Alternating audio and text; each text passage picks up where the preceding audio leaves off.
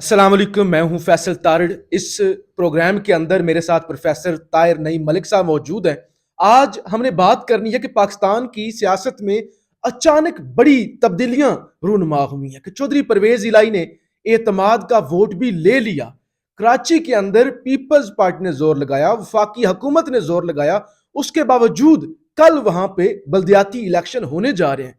तो आखिर ये अचानक कैसे हो रहा है? क्या एस्टैब्लिशमेंट न्यूट्रल हो चुकी है, या फिर एस्टैब्लिशमेंट का क्या किरदार आगे चल के होगा, या फिर पंजाब के अंदर हमेशा पंजाब के अंदर जो है वो पार्टीज हम देख रहे हैं कामयाब होती हुई नजर आ रही हैं जो एंटी एस्टैब्लिशमेंट नैरेटिव पर चलती हैं।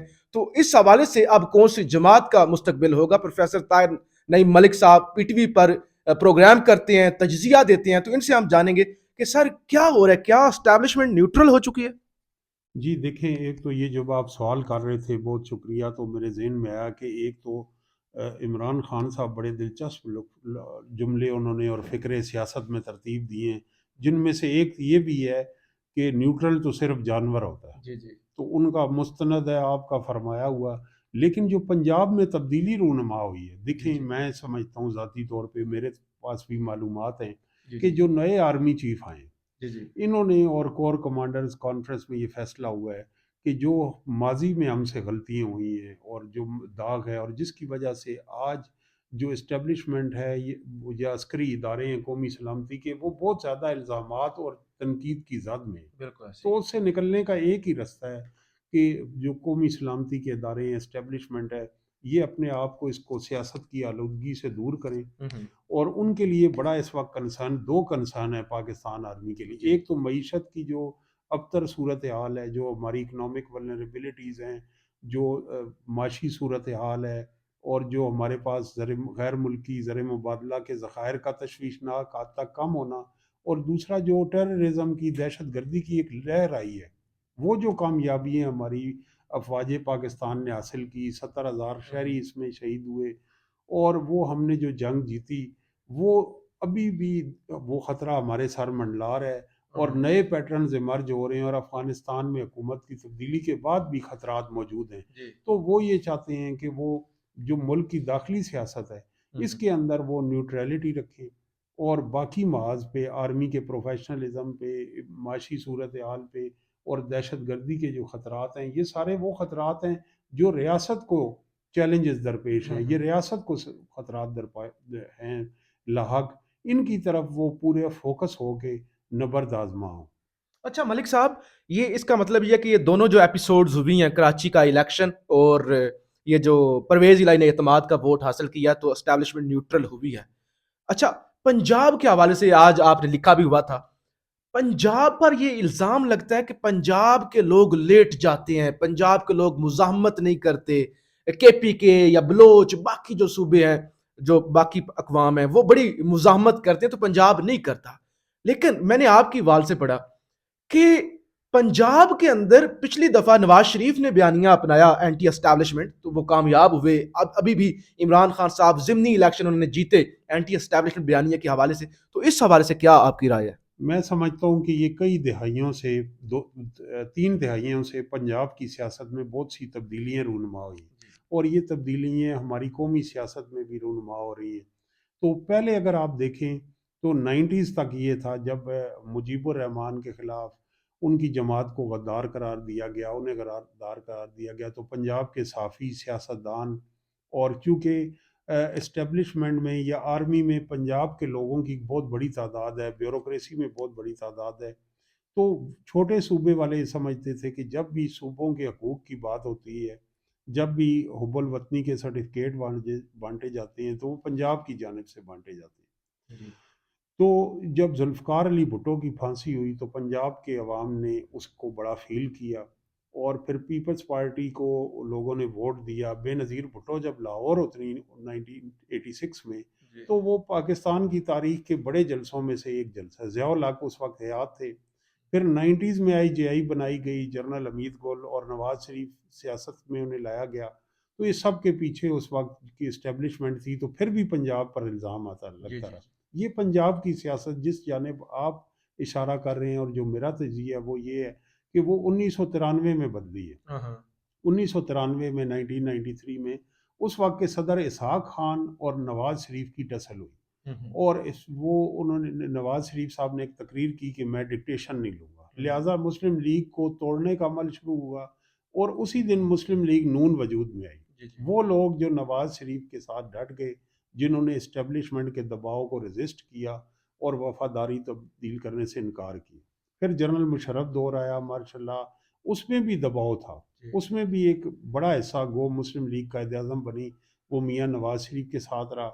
اسی طرح ہم دیکھتے ہیں کہ 2017 میں جب نواز شریف کو رخصت کیا گیا تو بڑا دباؤ تھا، لیکن کوئی قابل ذکر بندہ جو مسلم لیگ نون کا رہنما تھا وہ میاں نواز شریف سے علیحدہ نہیں ہوا 2018 کے انتخابات میں۔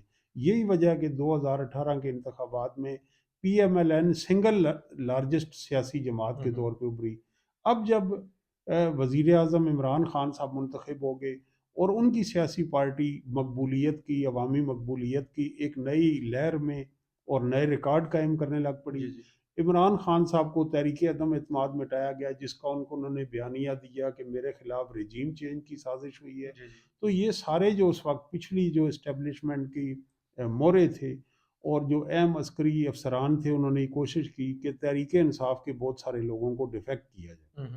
چند لوگ ادھر ادھر آپ نے میڈیا میں دیکھے، علیم خان اور دوسرے، لیکن پنجاب سے کوئی قابل ذکر رہنما تحریک انصاف کا کسی نے فارورڈ بلاگ نہیں بنایا، کسی نے عمران خان کو چھوڑا نہیں۔ اور اس حد تک کہ جو لوگ جن کی وفاداریاں تبدیل کرائی گئی، وہ ضمنی انتخاب پنجاب میں تبدیلی کیسے آئی کہ انہیں اپنی پی ٹی آئی کے ٹکٹ پہ وہ اراکین اسمبلی منتخب ہوئے، اور پی ڈی ایم نے انہیں ٹکٹ دیا، لیکن وہ ضمنی انتخابات ہار گئے۔ ان کو پی ایم ایل این اور پیپلز پارٹی کے ووٹرز نے بھی تسلیم کرنے سے انکار کیا۔ اب مرحلہ یہ درپیش آیا کہ وزیر اعلیٰ چودھری پرویز الہی منتخب ہوئے۔ اب بھی شدید دباؤ تھا کہ وہ اعتماد کا ووٹ جس کے لیے ایک مطلوبہ نمبر ہے وہ نہ حاصل کر سکیں، لیکن ان کا 186 ووٹ لینا یہ ثابت کرتا ہے کہ زیادہ تر اراکین اسمبلی نے، اکثریت نے، چند ایک کو چھوڑ کے 5 ایسے تھے اراکین جنہوں نے اعتماد کے ووٹ میں شریک نہیں ہوئے، تحریک انصاف کو ووٹ دیا۔ اب یہ انہوں نے کیوں دیا؟ میرے خیال سے اس کے تین ریزن ایک ہی ہے۔ آپ آزاد حیثیت میں کسی بھی سیاسی پارٹی کے ٹکٹ کے بغیر اپنے جتنے بھی آپ طاقتور ہیں، آپ الیکٹیبل ہیں، آپ بااثر ہیں، آپ جاگیردار ہیں، آپ پیر ہیں، آپ امیر ہیں، آپ خاندان 200 سال سے سیاست میں، اب آپ آزاد حیثیت سے سیٹ نہیں نکال سکتے۔ آپ لگاری ہیں، مزاری ہیں، سردار ہیں، جو بھی ہیں۔ تو اب ہر حلقے میں، ہر کانسٹیٹوئنسی میں پارٹی ووٹ ہے۔ پی ٹی آئی کا 25 سے 50 ہزار کے قریب پارٹی ووٹ ہے۔ اگر آپ پی ٹی آئی کے ٹکٹ سے محروم ہو جاتے ہیں تو آپ آزاد حیثیت میں الیکشن نہیں لڑ سکتے۔ اور اگر سیاسی وفاداری تبدیل کرتے ہیں تو پی ٹی آئی کی، میرے جو پنجاب کی میں نے اسٹڈی کی ہے، ایم پی اے اور ایم این اے کی ایک ایک ٹکٹ میں 5 لوگ امیدوار ہیں۔ اگر ایم این اے کوئی سٹنگ ڈیفیکٹ ہوتا ہے تو ایک تو اس کے خلاف پی ٹی آئی کے ورکر جو سوشل میڈیا، زیادہ تر نوجوان ورکر، وہ لوٹا اور اس کا گھر سے نکلنا جو ہے اور حلقے میں جانا مشکل ہو جائے گا۔ دوسرا پہلو یہ ہے کہ اس کی جگہ جو نیچے ایم پی اے ہے وہ ایم این اے کا الیکشن لڑے گا۔ جو اور لوگ خواہش مند ہیں کہ اس دفعہ ٹکٹ مجھے ملے، تو یہ وہ فیکٹر ہے کہ وہ اس کی وجہ سے۔ اور تیسرا، عمران خان صاحب کا جو بیانیہ اس وقت مقبول ہے وہ اینٹی اسٹیبلشمنٹ بیانیہ۔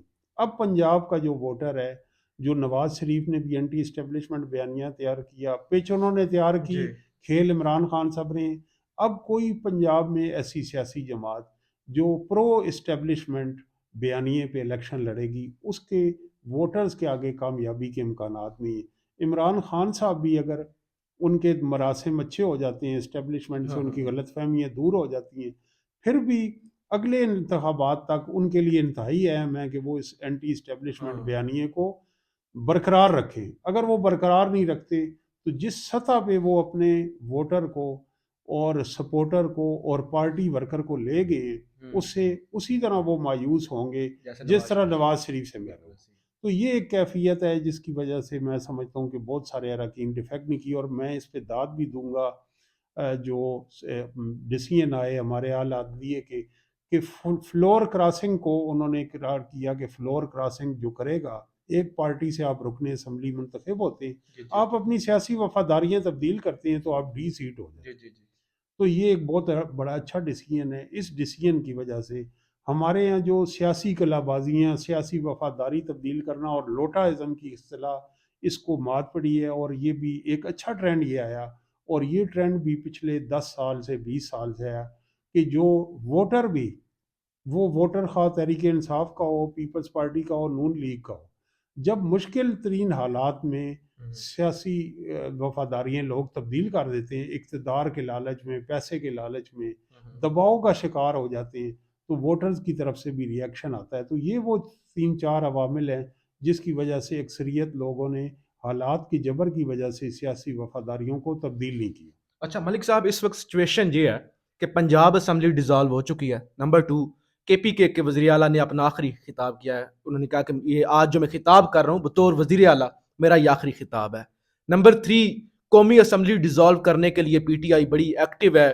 نون لیگ کے خبر یہ ہے کہ 5 کے قریب ایم این اے ان کے ساتھ رابطے میں ہیں، جو کہ اگر اعتماد کے ووٹ کا کہا جاتا ہے تو وہ شہباز شریف صاحب کو اعتماد کا ووٹ نہیں دیں گے۔ ایک اور سچویشن یہ بن چکی ہے کہ ایم کیو ایم نے کہا تھا کہ اگر تو بلدیاتی الیکشن ہوا کراچی اور حیدرآباد میں تو پھر ہم حکومت سے الگ ہو جائیں گے۔ انہوں نے اپنی کابینہ کے جو ممبر ہیں ان سے استعفے بھی لے لیے ہیں۔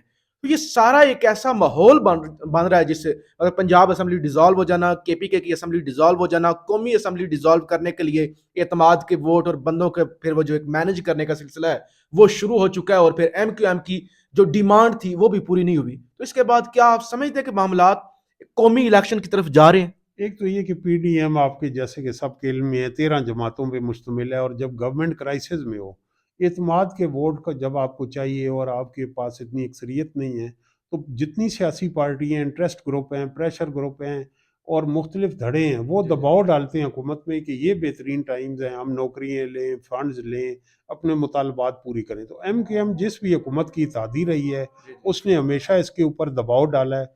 تو یہ اس وقت عمران خان صاحب زبردست دباؤ ڈالنے میں کامیاب رہے ہیں۔